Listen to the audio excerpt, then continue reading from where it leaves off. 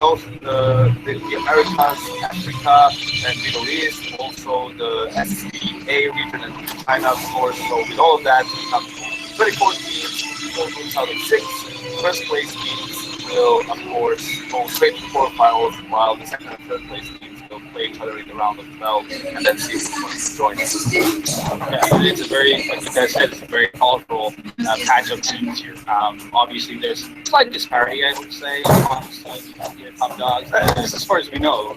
Well, I mean, I said it before. Right? Yeah, I said before, it's like people were talking about how, pro is basically just coming in and check for 800K. But I'm like, it's just after holidays. And you know how great they can be after an extensive break. We've seen them like crumble in those kind of situations. So I think you never know. I think this is the kind of situation where, like you said, it's a general story. People with being voiced were coming from an extensive break. Yeah, and we're talking about tournaments to have that kind of a Cinderella story. You mentioned the prize pool. If somebody were to, for instance, upset that, I think it's safe to say that BP are the complete cut favorites to get into this. But if someone were to upset them, they're looking at $800,000. That's well, if you think about 99.9% of teams, they don't make $800,000 in prize money throughout the year, and they can do that in 12 days into it, which is pretty nuts. But that's the kind of situation we find ourselves in, which is pretty cool. Yeah, it's also interesting, to see how some of the teams decide to drop out of the tournament because it's so close to the major, most closely the Dignitas team now called North, and also we had God sent us basically while we were sleeping almost yesterday. So it has been pretty crazy. And some of these groups, even though we only have a few favorites, it's not just the cut of Group A stacked. Yeah, Group A is definitely stacked. Obviously, BP in there. I think Group A is going to be what a lot of people have close eyes on because you can very easily have the tournament winner in there amongst those three. And it doesn't necessarily have to be the group winner that comes out, or it isn't necessarily the tournament winner at the end of it. And another twist to everything has to be the fact that we've heard about the rumors of the French shuffle coming up after the major, right? Yeah. That's here. I would imagine that the prize pool here is going to motivate all of them to play 110%, because we saw last time around when a French shuffle happened, what kind of gameplay we saw from MU at the ESG Montreal. 2015 was very interesting. Motivate all of us to play. Here we're talking about the five we saw last time around. French shuffle happened. They'll be so much. I actually feel that MU is one of those teams that really, if things are falling apart within the team, they can play for $10 million. They won't be able to motivate themselves. I just feel that they're that type of team now. We can only speculate as to what the atmosphere actually is in the team right now. They certainly have enough skill to beat most of the teams that are here, but also on the other hand, have that factor of a number of teams here. This is the only tournament they have to play for, more practice for, and for example, the major qualifier, Vega Squadron, who have practiced bootcamp for a month and a half, only preparing for that tournament. They managed to knock out NIP. Now, perhaps we won't have that big one upset here, but I think there's an opportunity for teams to at least have a good performance. Some of the teams, perhaps the Mexican team, for example, this is like the first time I think we'll be able to see teams from that country compete in international. Do you guys have any underdogs like that in your mind that specifically think are going to come? I have two teams that I'm looking to do really well here.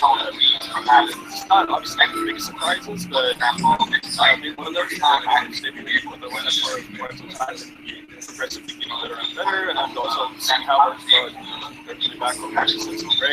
Obviously, playing with the starting time, they're going to looking forward to that. If we can take this things can happen, things that kind of scenario, and in addition to them, I'd say Space Raiders. Whenever I've seen them play at events, they've been doing very well for themselves. They have had a live stage. Major not, quite exactly. He's been around forever. And we talked about one of the things that led to Space Raiders having past season where it's had a very close leader. They're not really missing that. And they have in Paris. Yeah, but that's so cool.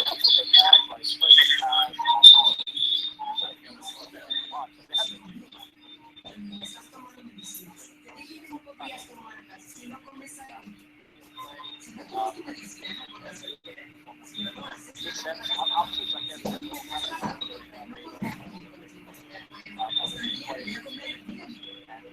the right day, the right occasion, everything will be a lot better teams result on themselves.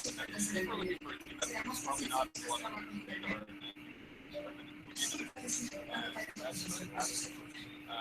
obviously, some probably got their eyes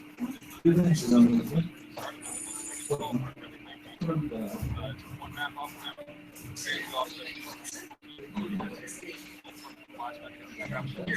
which is, might have to question their decision making in that kind of scenario, but obviously in game, their decision making seems to be right now, and say like Alex is talking about right here as well. You see, for instance, how he's probably more skilled than quite a bit of players on space like this. So if there were any changes, probably the first guy in.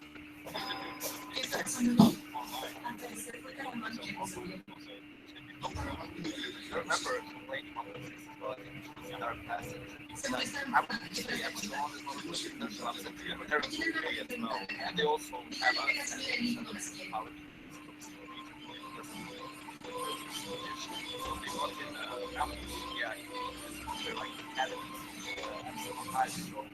I know how David's are like talking any lineup, so I think they might be able to have some pass rush.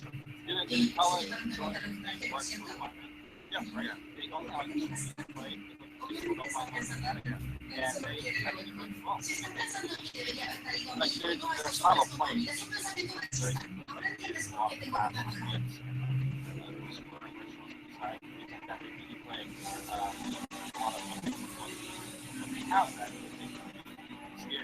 like a lot of these kind of unplayed almost never got come out, but as I said, that might be kind of a they do have to so that's like 7 modest, quite a bit of money, definitely, but yeah, they've been one of the teams that are actually going like the Olympics as well, because of China.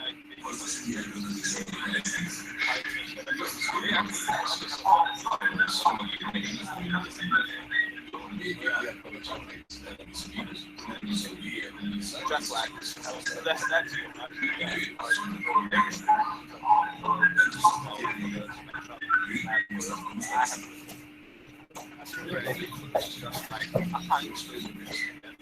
but yeah, super game is very style